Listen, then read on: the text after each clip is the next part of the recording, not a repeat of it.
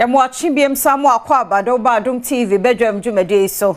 Yadani te kote guase eni nkwanshan samu na wocho foforo adwada foforo odi amaye. De edu so ne Badwam kase ensam no ne yetodwa wo mu bi ya obetie ni.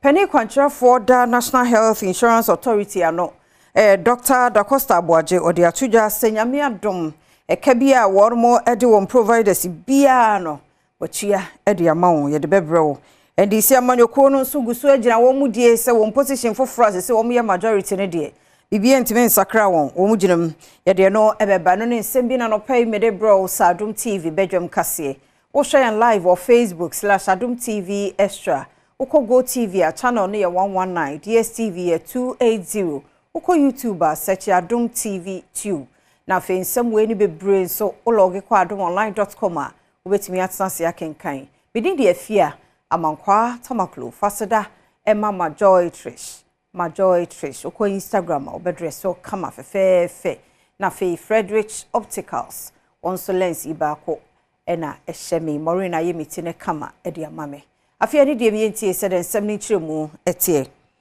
enipa miensa atoyemu hono ano eto na nanom nsiedo emudunu mu nso epra no emu edin nyina ye Toyota Vix eni Toyota Haze akodi mpunimpu wo Winneba Junction and Potamu ho ewo Cape Coast kwan so Adom TV kase etwaso na edru ho no ye be kan na ne nyan pa ye koy kase mi no Toyota Haze bako na Toyota Vix enso ebako wonyina apem ye be kan head on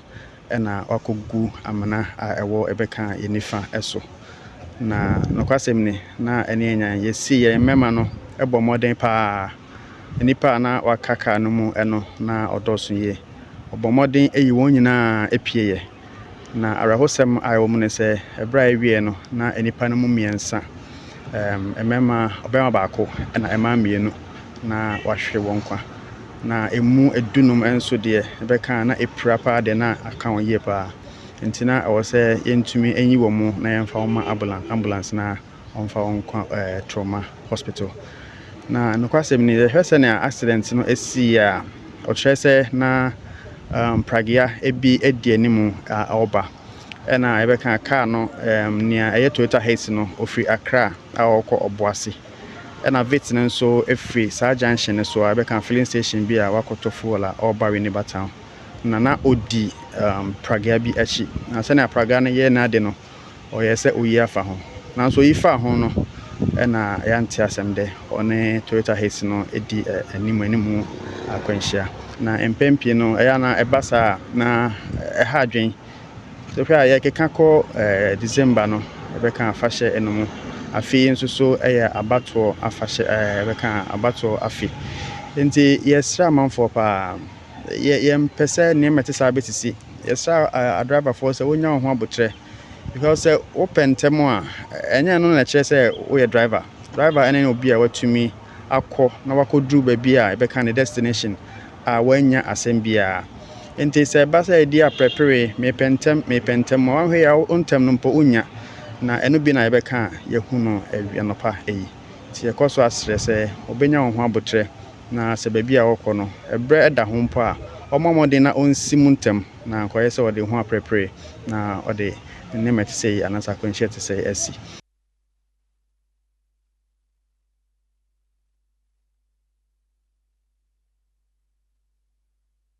Mayento akase no multimedia adwumayefo miensa a Irastu Sasaredonko ka ho ene meme ya wo ma beti akese metwemenfo ibi ato ahye won so aboro won ni nyina ne se efema agudie tuo ho adwuma wo ye nti ene de nakwa kopie mu ewo asumenya eben manso enkran ewo asantimantem wo ma aboro wo mu femfram Adom TV etwaso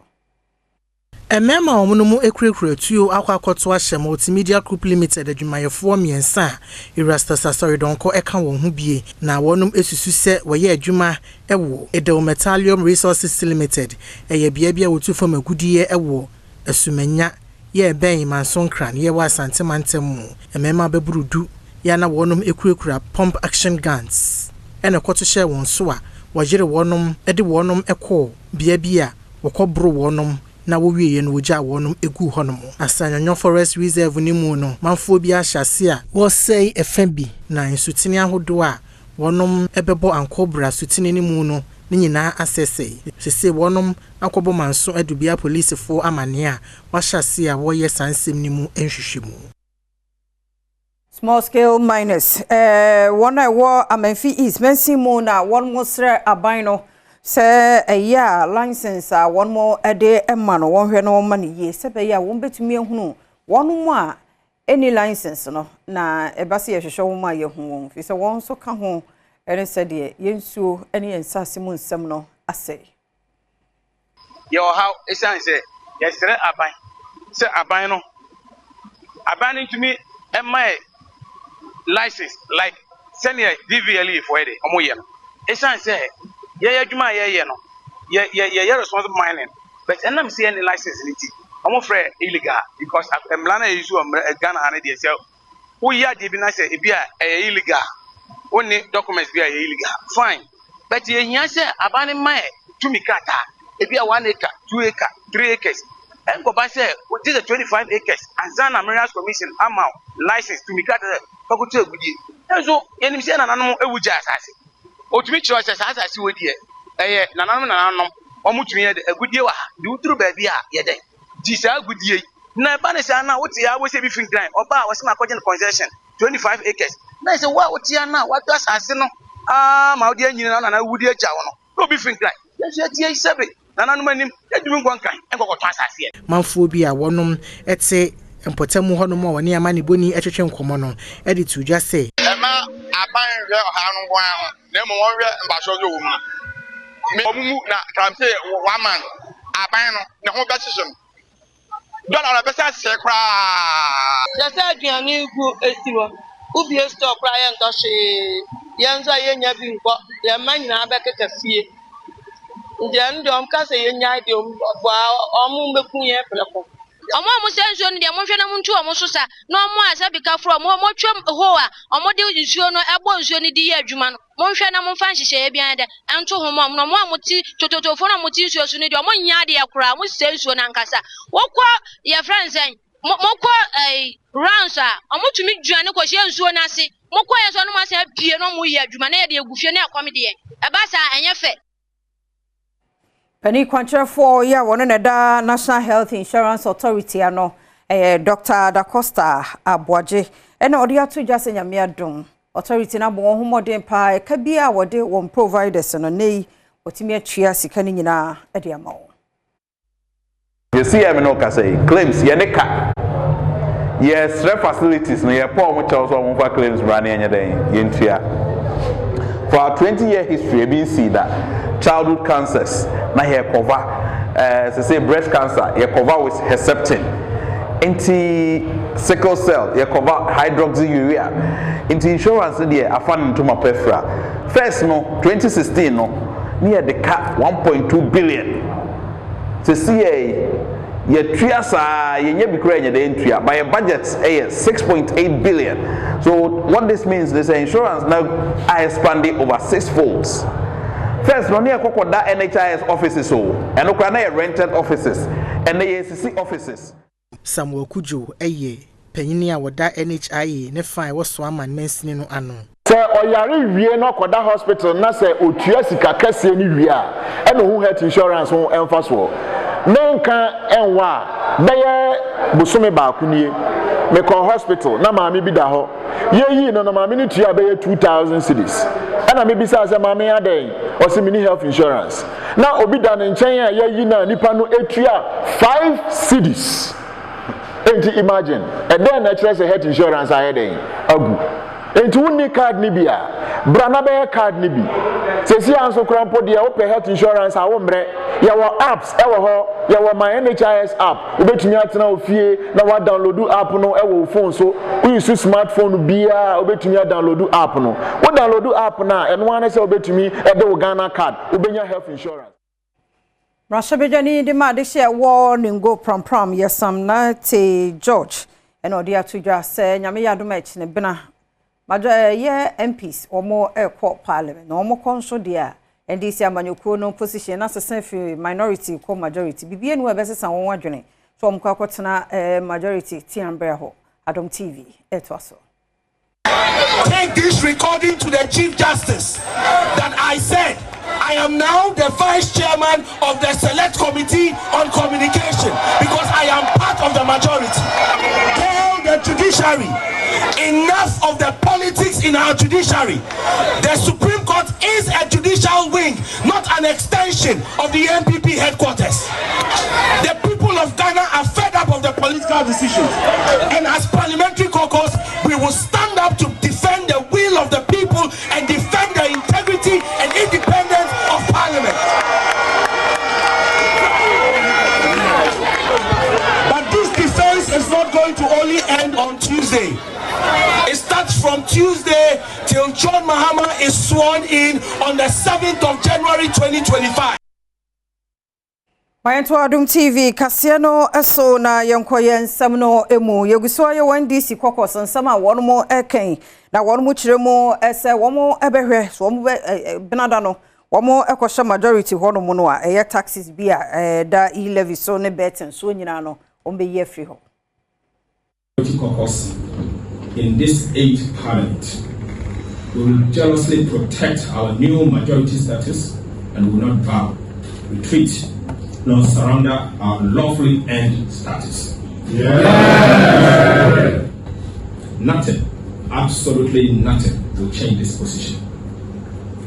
We are fortified that the proceedings of Parliament shall not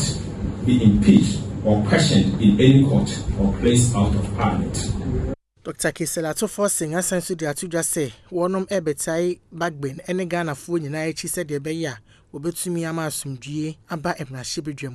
Already, this NPP government has made Ghana a high tax regime, and that it is affecting the survival of businesses and the people of Ghana. We assure you that we will use our new majority to protect businesses and the people of Ghana as we have always maintained. We are confident that the Right Honourable Speaker has acted fairly, firmly, and lawfully in a matter that is perfectly within his province. Speaker Badwam has had a distinguished and unprecedented 32-year career in the Parliament of Ghana. Right Honourable Badwam is a courageous and resolute leader. We stand with him, pledge our support, and urge him to protect the dignity and sanctity of the Parliament of Ghana. Dr. Mahmoud Baumia ye MPP presidential candidate and say Senyame Adom na tumi ni bedine nsem se Ghana mampania obete photo bi shonko de amama adwadfo ne e be hye won mo eden nsem ye odikotu dwa e wo kintampo e wo nento a ode hyehye so Jove ni pesa me bi hyehye foforo so ba na me be boa ma adwadfo women traders ye be ma omusika ma adwadfo na mo expand more businesses in the country. In the Women's Trade Empowerment Fund. Women's Trade Empowerment Fund. Yeah, but what my agent for anything with Sika, women business. Chove. Abdullahi Razak kane kentampo ensini krachi odi atomanfo a oto aba wo kentampo animu se mu TV di se yabo me di se wo post me post de papa yi abua me amanya no e buru post bia e bia so me so e wo mu se kentampo mai atu aba amame mo na mo ya de ba ye na ni pe wu no na nkran pe e na COVID test machine e wo e na kuma se but me to a COVID machine $30,000 ebo akintan nipa obu ami a me sa anyi oni papa yi na papa yi said e kan no papa yi obu nipa oye hiani o oye sikani o papa we onya me ma me ba onya me papa ba onya babusia na so afa me se ni moja te ma sha kintan po mai sa afia batu ya ba betu mamu bu ye di ma se Monshe ejuma ya no na monshe suma ye bi ya suma makintampo man no na mutuma ba no e ma Dr. Baumia